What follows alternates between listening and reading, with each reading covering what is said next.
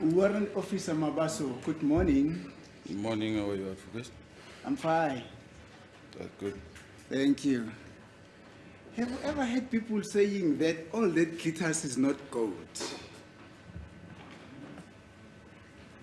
No, Have you ever heard it?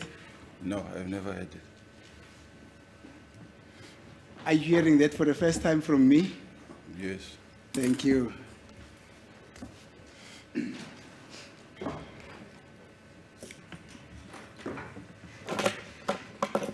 All that glitters is not gold. Now, you are saying, you told the court that in respect of the latest exhibit that you testified about, this latest evidence that you testified about, you were approached by Sergeant Mohula on the 2nd of February 2025, not so? That's correct.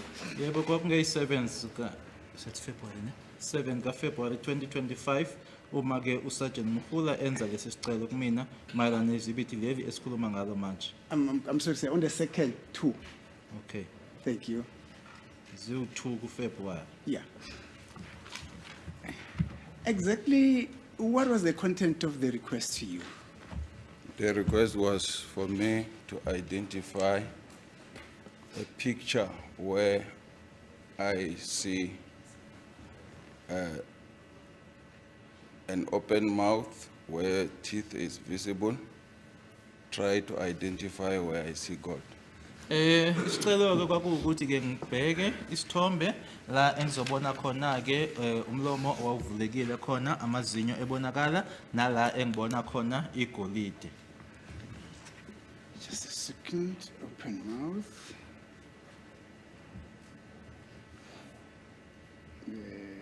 Teeth visible. And gold.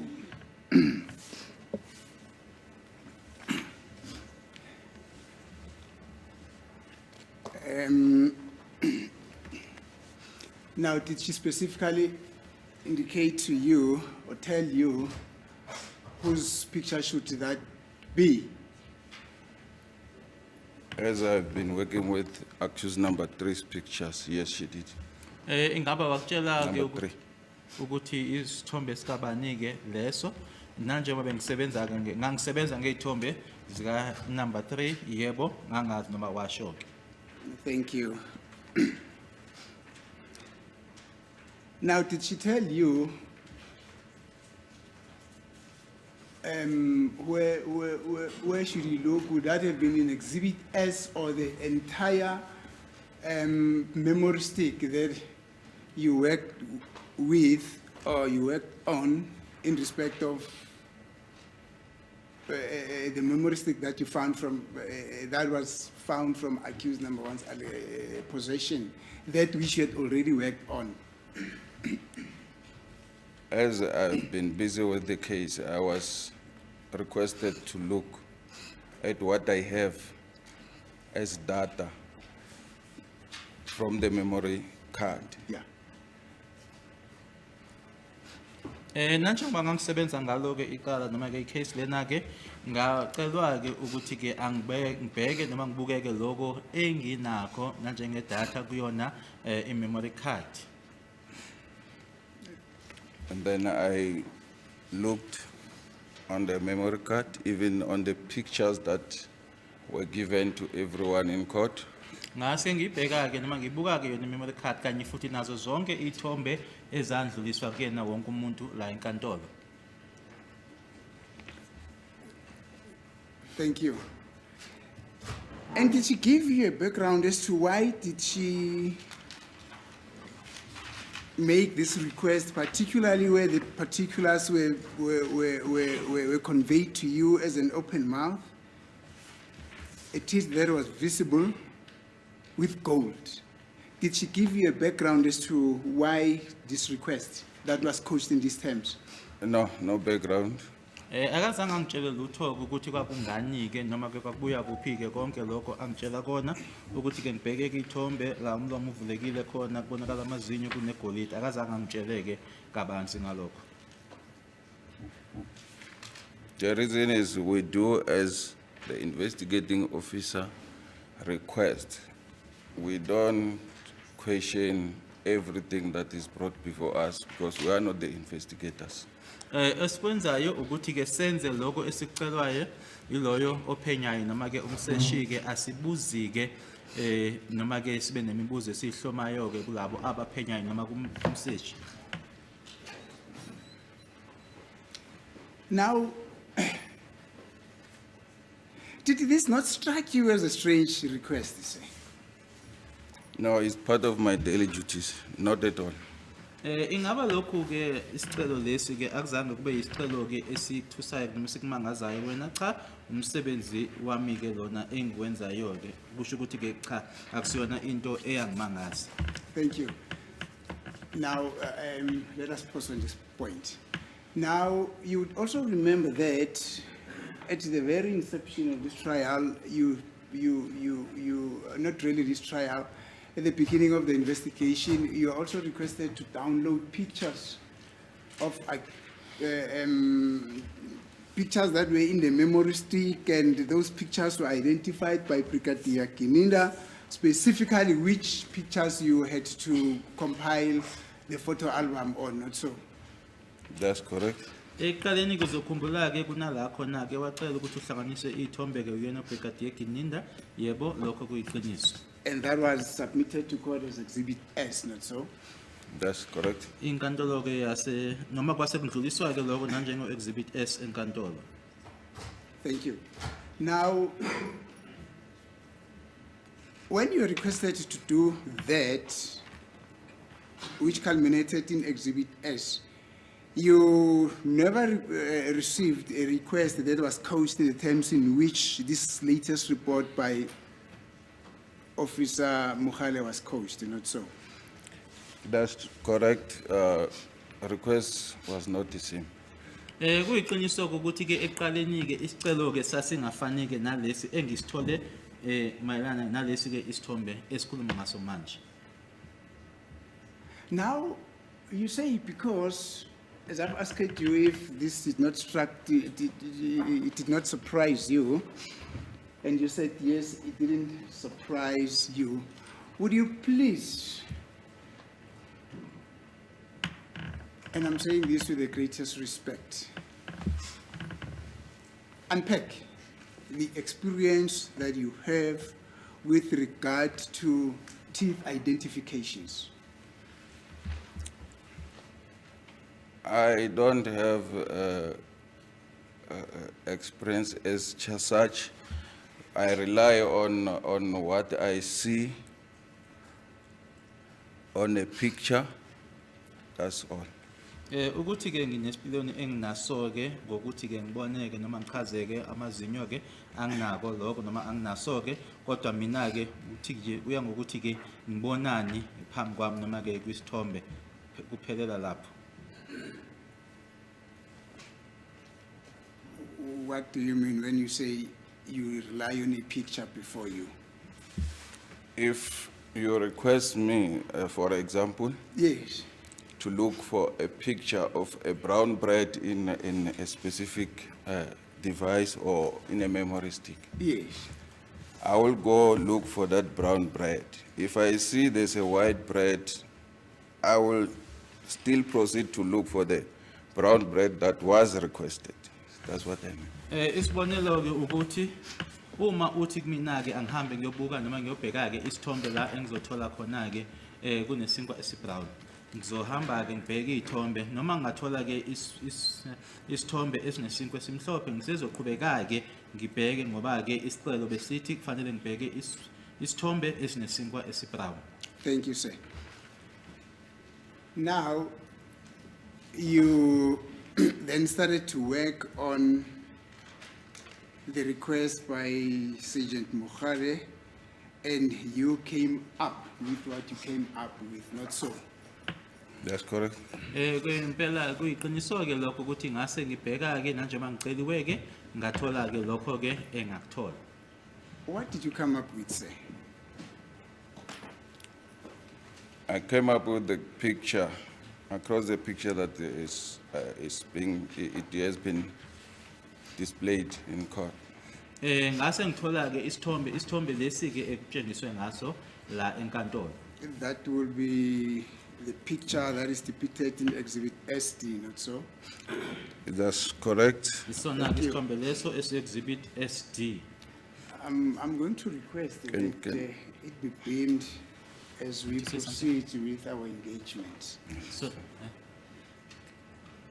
no, I thought you wanted to say something. Oh, Yes, it wasn't finished? Oh, okay. After I have identified that picture, I communicated with the requester to show the picture if it will suit the request. Emuva kokuthi isithombe leso sengisitholile ke ngase ngikhuluma ke naloyo ekuyena ke owenza isicelo kumina ukubheka ke nokuthola ke ukuthi ngabe isithombe leso siyahambisana yini nesicelo. Found the picture.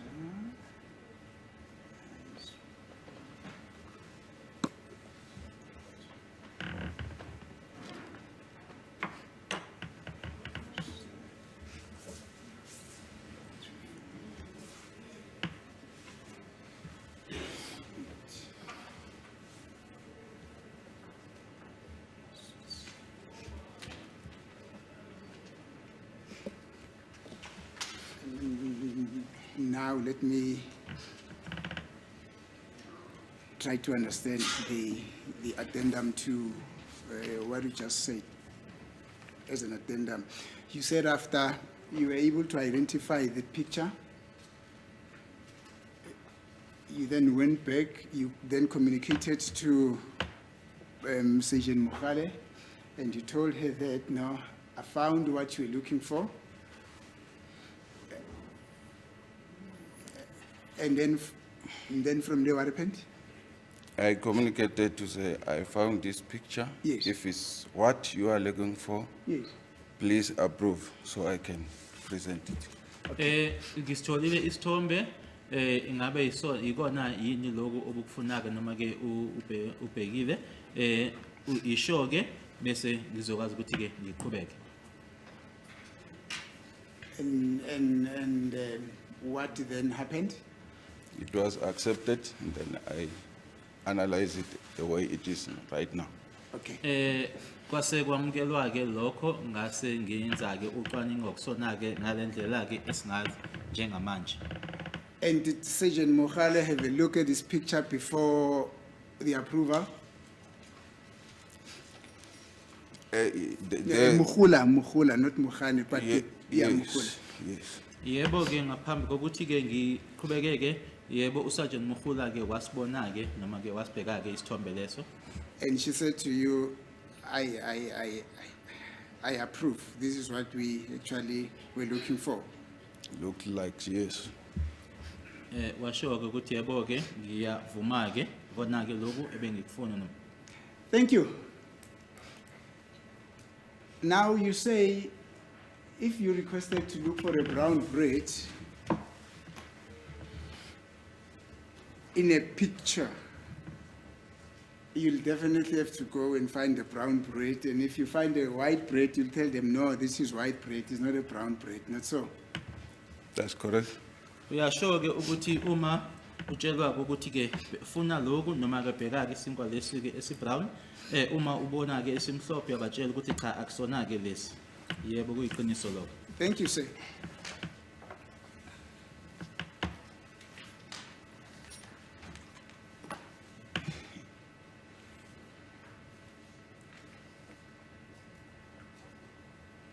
Now, when you convey the message to Sergeant Mukhula, except saying, I found what you're looking for, what else did you tell her?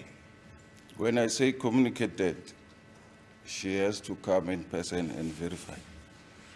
Uma ngithi ke ngakhulumisana ke naye ukuthi ke kwakufanele ukuthi aze yena kumathupha azoqinisekisa ke lokhu mina engikutholile. Sikhuluma ngaye ku Sergeant Mukhula.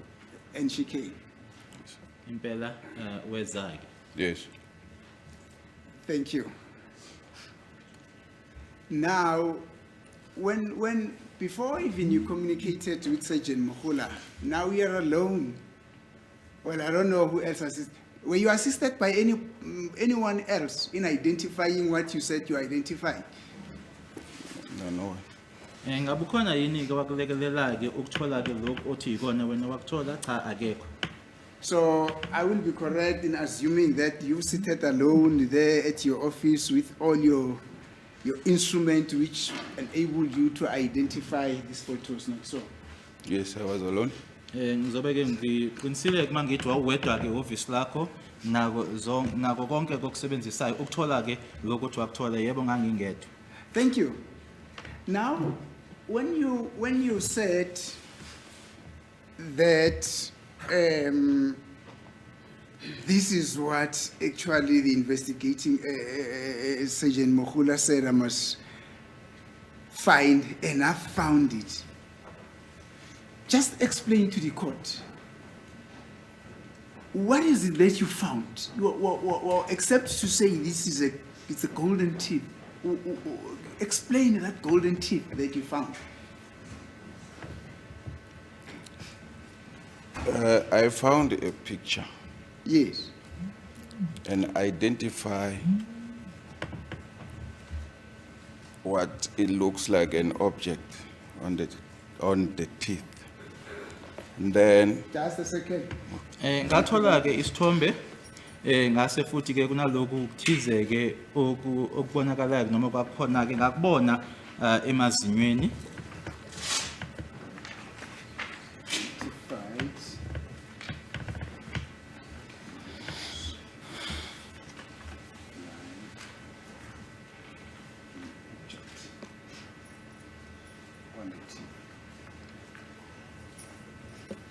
Okay, you're saying you identified on the photo Yes, what looks that- like an object on the teeth. which Yeah. can be gold. Ekungaba yiyona ke igolide.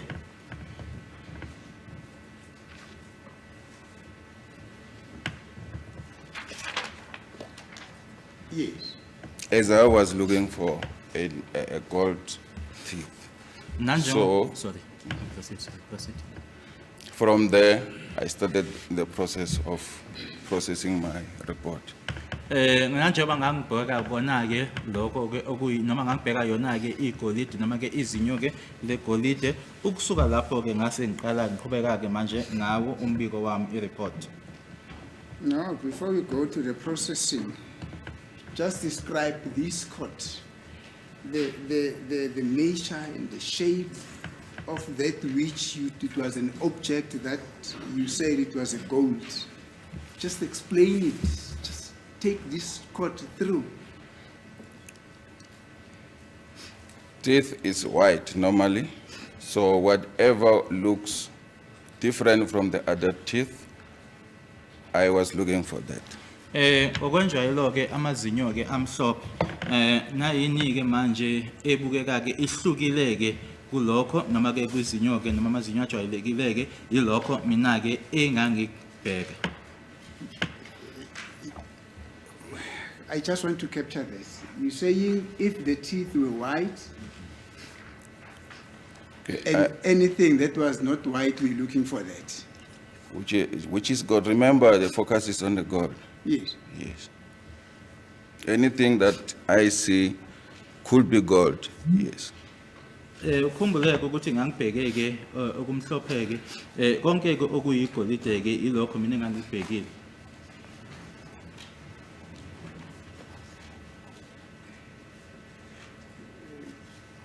Minute, my lord. Thank you.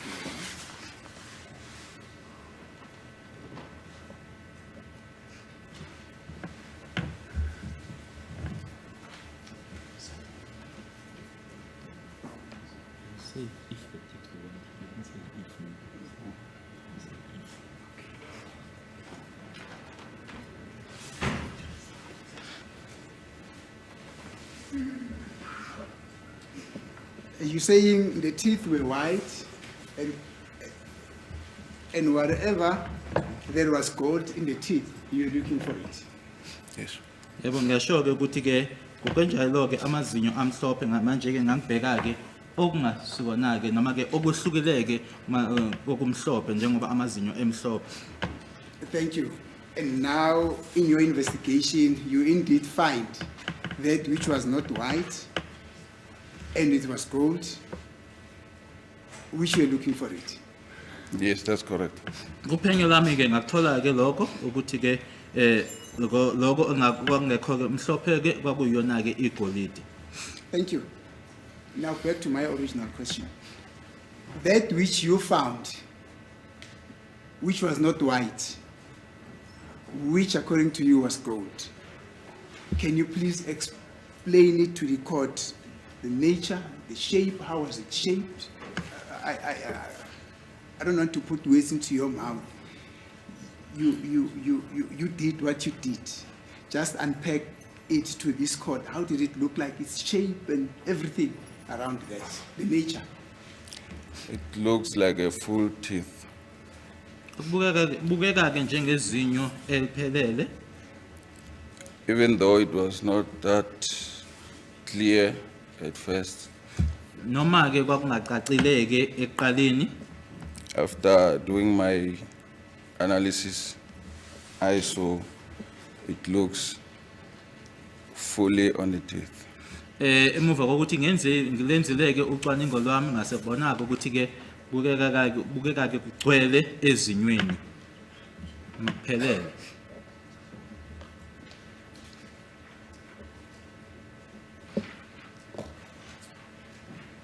So that which was not white, which according to you was gold, was full on the teeth. It means the teeth on which the tooth. I tend to mix this thing. One tooth but many teeth. No. The tooth on which what you found to be gold, it was all over the teeth. It means the teeth was covered by that which you said it was gold, not so. To me, it looks so like that, yes.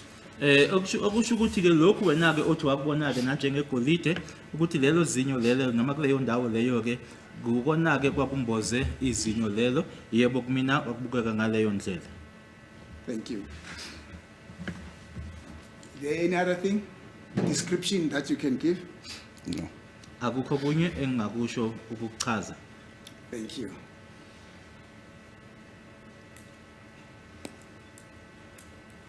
What made you to say that was gold? If ever that was the situation, if ever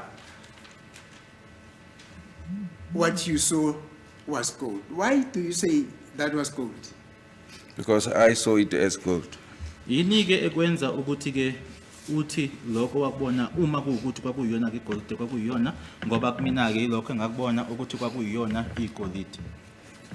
And I've just said to you, have you ever heard people saying all that glitters is not gold? You said you're hearing that for the first time, not so?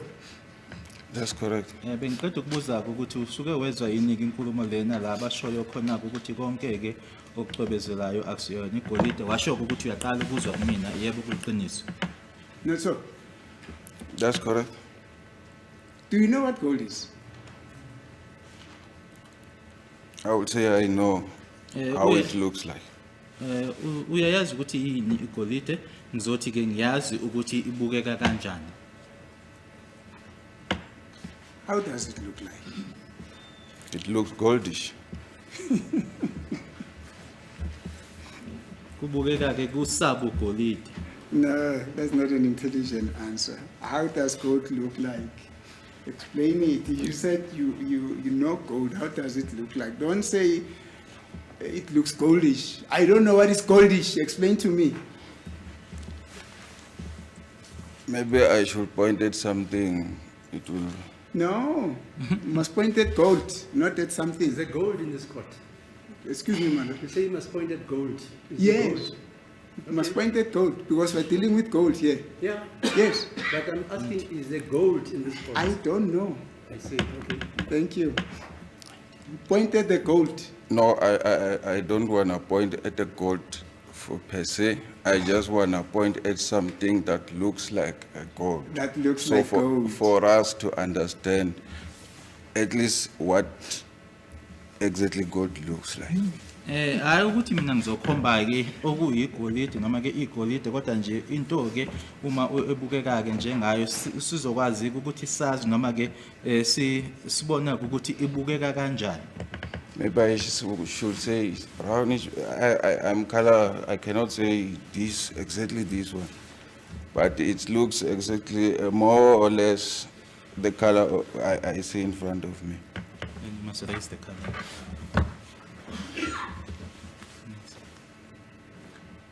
Uthi ke wona ke umbala lona ke awuphakamisayo ukuthi wona ke umbala wegolide lona. I don't know what color you're raising there. I see you raising a book, but what point. color that Let's book point is, it. I don't know. Point of it. I'm referring to this one. Uthi ikona ke lokho akhuluma ngakho. What is that? What is that? Gold color, according to me. Kumina ke umbala ke lona Can I have a wegolide. look at it? See whether the color is gold. Suppose some people do know. I'll just take out the documents because this is my diary. my lord. Oh, okay. Oh, he was raising your diary. That's correct. It's an OCJ diary. Oh, okay, thank you, sir.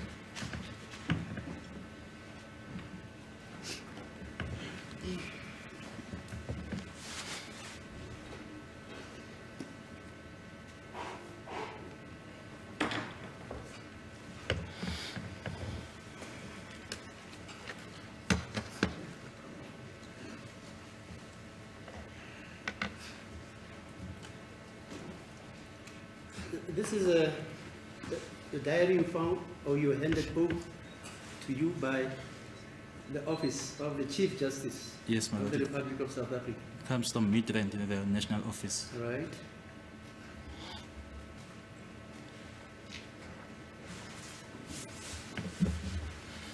And it is a crest. Hello? Is this a crest? Yes, my lord. I badge, it's not a badge, it's You a know, it's a crest. crest, yes. Bitch. Yeah? Bitch. And from my observation, this crest has a golden color, Yes. okay? Or it is gold, it is gold colored. Yes, my lord. You agree? Just show everybody there. Incwadi ke ufakazi beyiphakamisa incwadi ke engiyisebenzisayo engayinikezwa la emsebenzini phecelezi ke lokubizwa ngokuthi ke i-diary ebeyichaza ke ujaji ukuthi inani ke futhi umbala wakhona ugold noma ke uyigolide.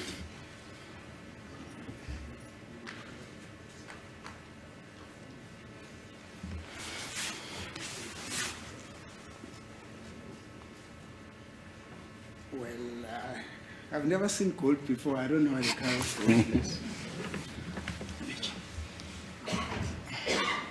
Okay. I've never seen gold. Because I usually hear people saying black diamond, so I assume there is also black gold. So yellow diamond, golden diamond. I assume all these precious stones, they differ in colors. So I don't want to lie. I've never seen a diamond, a gold, my lord.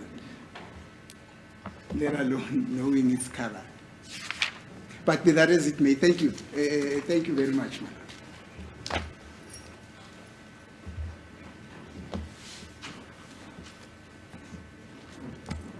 So in your investigation of that photo, say, that is the color of the crest that is on the diary that the court has just been able to have a look at. That's correct. Yebo kuphenyo lami ke ikona ke lokho engakuthola ke lombala ke lona kuyona ke lencwadi noma i-diary ke le eqeda utshengiswa manje enkantolo engakuthola kuleso sithombe. Thank you. And on the photo that you were able to identify to be having gold, is that the same color that you found? It can't be the same, but it's more or less the same.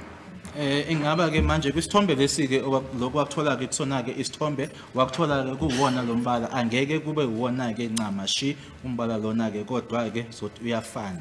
The appearance might differ a little bit, but indlela obukeka ngayo ke kusengahluka kusengaba khona ke umehluko.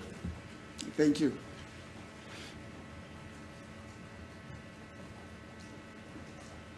I don't know whether you know the following scenario, say.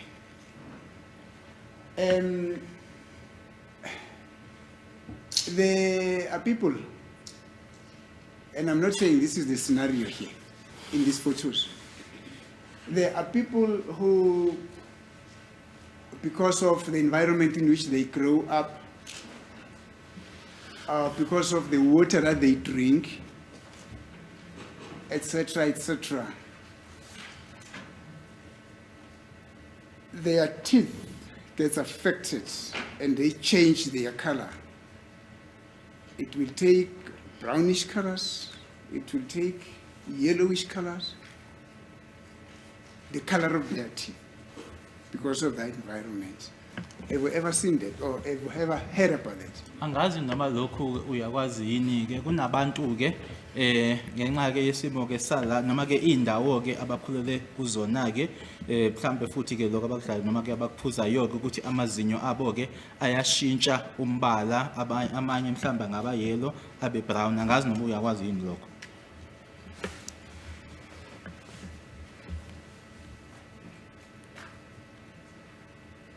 I'm not so sure. I've never seen such.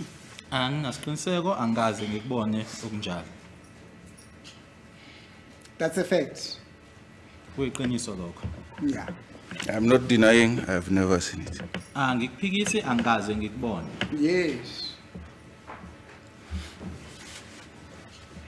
For instance, just a bit of a background. People that are staying in countries where there is not a lot of sun, like in the Siberian countries, there, Russia, where there's a lot of cold. Their teeth are not as white as people that are staying in Africa where there's a lot of sun, not so.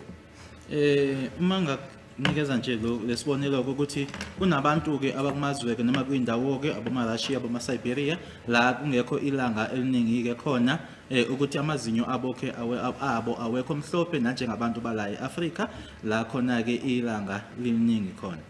No, I have no knowledge of that. Angikwazi lokho. Thank you. I've said that was just a bit of a background, but now that I've said it, I take it you already know. You'll be very observant of that situation. So, Cabanga ukuthi manje njengoba sengikutshelile ke mhlambe into ke leyo ozoyibheka ke noma ozoyiqaphela. thank you, sir. Now you yourself are a policeman, and you have been an investigator of note for some time, not so? That's correct. Uyiphoyisa ke futhi ke usuke umphenyi ke isikhathi ke yebo kuyiqiniso.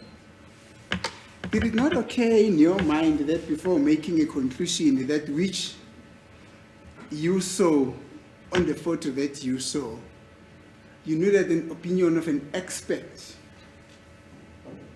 who would tell you whether that was a gold or not gold? Because you seem to me like you're not an expert in that field, not so? Akuzange kufike noma ke kube yinto umcabango oba nawo ukuthi ngaphambili kokuthi ke usho ke ukuthi manje ke sokuyisinqumo sakho ke leso ukuthi mhlambe uhlanganeke noma ke ucele ungoti kube yena ozoqinisekisela ukuthi lokho wena ke okubonayo othi kuyigolide ukuthi akunikeze isiqinisekiso sakho lokho.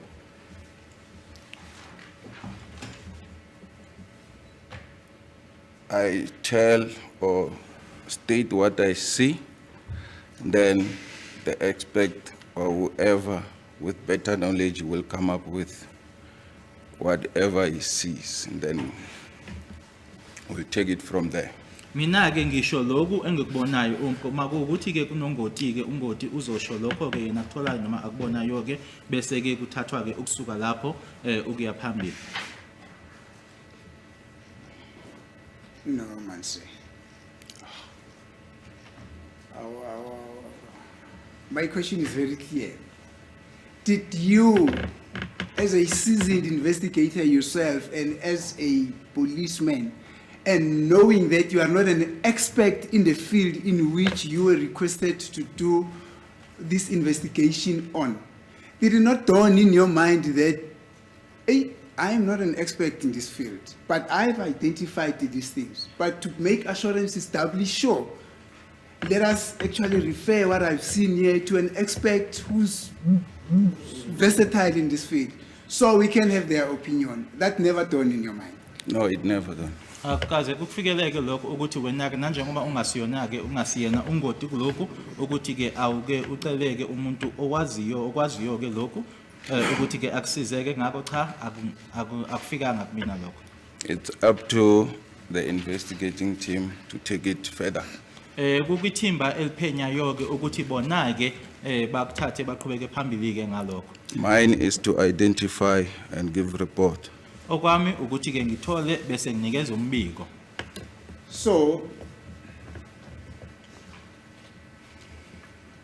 the information that you related to the investigating team or to a member of the investigating team that which you saw on the photo there is gold. You're not even so sure up to now that that is indeed gold, what you saw, not so? My first statement as I was testifying, I said it's gold, meaning I'm sure it's gold. Lokho ke owakuthola ke lapha yana wona ke othi igolide ke awunaso ke isiqiniseko sakho ukuthi kuyimpela kuyiyona igolide. Istatement sami sokuqala uma ngithula ubufakazi ke ihlandla loqala ngasho ke ngathi igolide okusho ukuthi ke ngakusho lokho nginesiqinisekiso. And it's up to the defense to prove me wrong. Ukumelike noma kubamelike ukuthi ke bangitshengiseke ukuthi cha lokho engikushoyo mina ke akusikona noma akusikona iqiniso. And we are getting there. We are getting there, but let me just correct you, say, you still have some time in the police force. The defense has got nothing to prove. Do you understand? They've got no burden to prove anything before court. Do you understand? I do understand. I know. Akukho kubamelike ukuthi ke batshengiseke ukuthi akusiyona ke umsebenzi wabameli lo ukuthi kube yibona ke abaprovayo noma ke abavezayo. Ngiyakuzwa uma usho kanjalo. Thank you. So as you standing there now, let's forget about what the defense will be doing. As you standing there now, you're not so sure that the information that you gave to the investigating officer, that was gold. It was indeed gold, not so? Yes, to make it looks gold. That's why I said it's gold. Awunaso ke isiqiniseko kule ndawo mekuyona ukuthi lokho wakutshela wona ke ithimba eliphenyayo ukuthi kuyona igolide mina kubukeka kuyigolide ingakho ngasho ke ukuthi iyona igolide. Let's use my terminology, not yours. I'm not saying it looks like. I am saying you are even today not so sure that which you identified and you called gold, it was indeed gold. Not so? Scientifically, so yes, I'm not sure.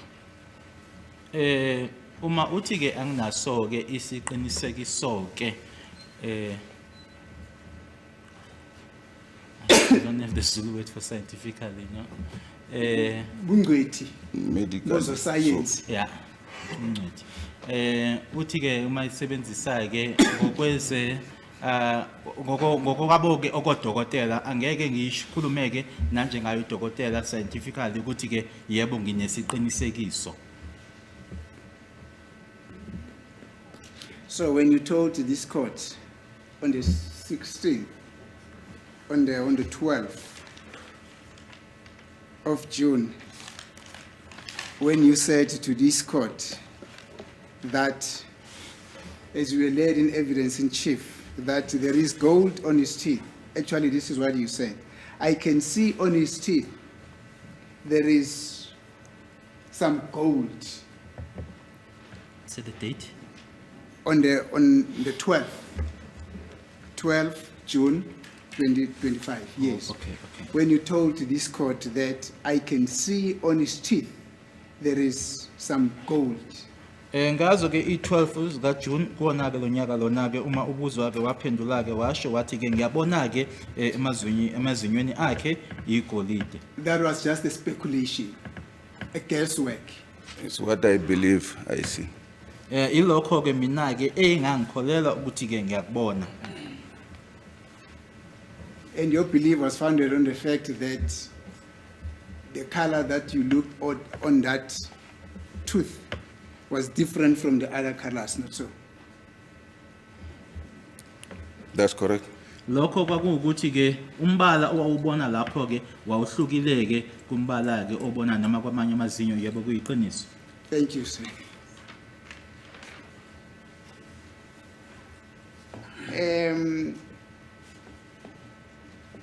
You also compiled Exhibit S, not so? That's correct. Uhlanganise futhi naye ke exhibit S yebo kuyiqiniso. And you also testified on Exhibit S, not so? That's correct. Ngethula ke ubufakazi futhi naye. Thank you. Just to give you a bit of a background, after your testimony, the state also, after several witnesses, after your testimony, the state also led Brigadier Kininda, who also had an opportunity to give testimony on Exhibit S. Emuva kokuthi umbuso ukubizileke noma ke uphothulile ubufakazi bakho ubizeke abanye ufakazi omunye wabo ke uBrigadier Kininda naye ke uwethula ubufakazi ngaye uExhibit S. Now, it was taken through Exhibit S with the view to identify what it sees on the photos there. And then Brigadier Kininda, in one of his testimonies, because he testified for a very long time, in one of the days of his testimonies, he testified about what is contained in Exhibit S, photo number 15. I'm not so sure if you are in a position to have that being on the big screen.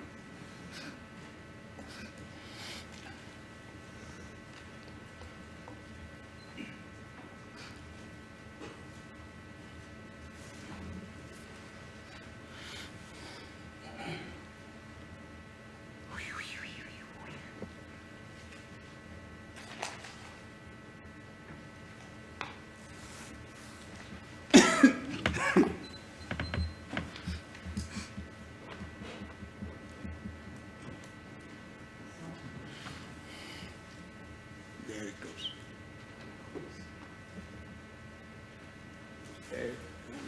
Are you in a position to enlarge it, please?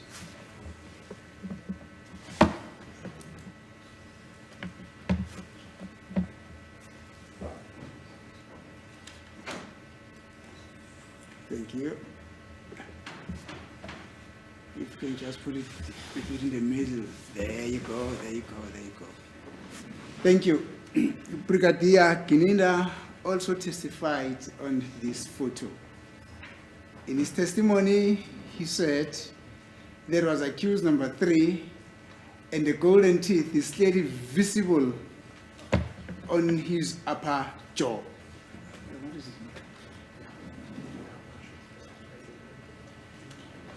Oh, on the upper quadrant. Yes, on the upper quadrant. That is just by a way of a background. uBrigadier Kininda wethula ubufakazi ke ngaso lesi sithombe wathi uyena ke umsola wesithathu nokuthi ke igolide iyabonakala ke kodwa ke lamazinyo angaphezulu.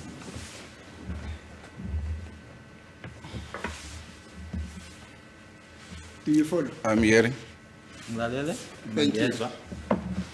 And indeed, I'm not a golden expert. I'm not an expert in gold, but also from here, from where I'm standing from, there I'm almost 15 meters from the screen, or actually 20 meters from the screen. I'm not so sure it's not 25, but it's somewhere there. I am able to clearly see that what appears there on the upper quadrant, the right-hand quadrant, upper, yes. Let me put it very clear.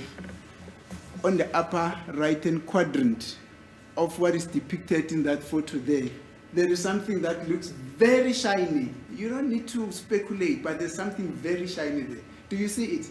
Yes, I do see it. Ngiyabona ke nami ke ibanga leli engimekulona ke ukuthi ke ngaphezulu ke la khona ke okuqhubezelayo ke akusona ke into efanele icabangele ngiyayibona nje.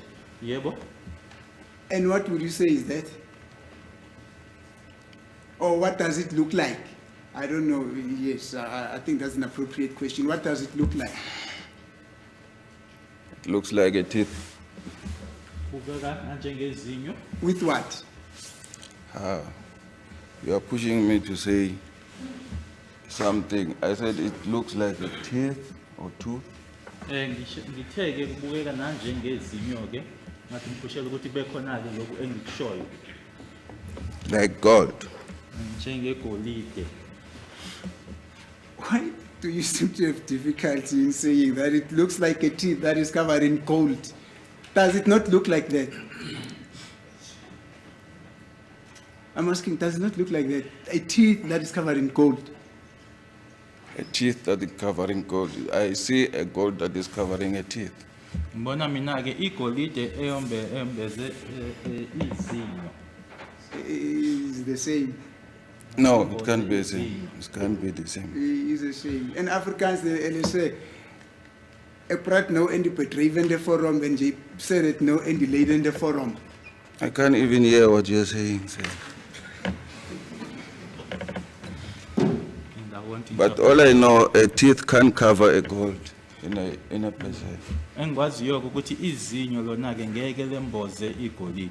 I'm saying a teeth that is covered in gold. Ngithi izinyo elimbozwe igolide. And you are saying it is a teeth, it's a gold covering a teeth. Is that not the same thing? Okay. The man cap the hout for the man cap. Is that not the same thing? It's the same. Thank you. I can hear some of Africans. I did Africans just at this long time. Bantu education, I was one of those. Thank you. Now, when you take this photo and you put the photo that is in Exhibit SD along it, would you say what is exhibited there in photo number 15 on Exhibit S in terms of the teeth and the gold structure that is so visible? Is that the same thing as what is exhibited in Exhibit SD? I don't have exhibit. It might not be the same thing or otherwise, but I don't know. No, don't talk. We are going to give you that SD so that when you speak, you refer to SD.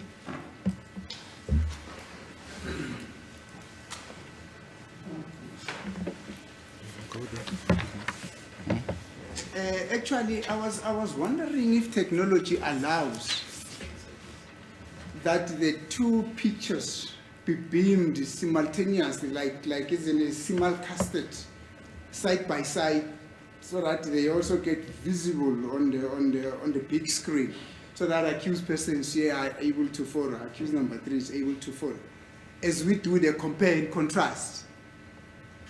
I'm not so sure if that is possible. I think the court has there's a technician here, an in-house technician who can come and assist in this regard, Madam, because now I don't want to keep on working on papers and say here, there, and there. I don't want to confuse the record. We are going to mark that picture, which is now on the screen, picture maybe A, and the other one that is going to be opposite it as picture B. And we'll be talking in terms of picture A and B. Do you understand? I wonder, my Lord, if I can request for indulgence so that we arrange that. Okay. It's 10:11 now. It's 16 minutes 11. We can adjourn for tea break. In the meantime, we'll also arrange for that exercise. You'll advise me to adjourn.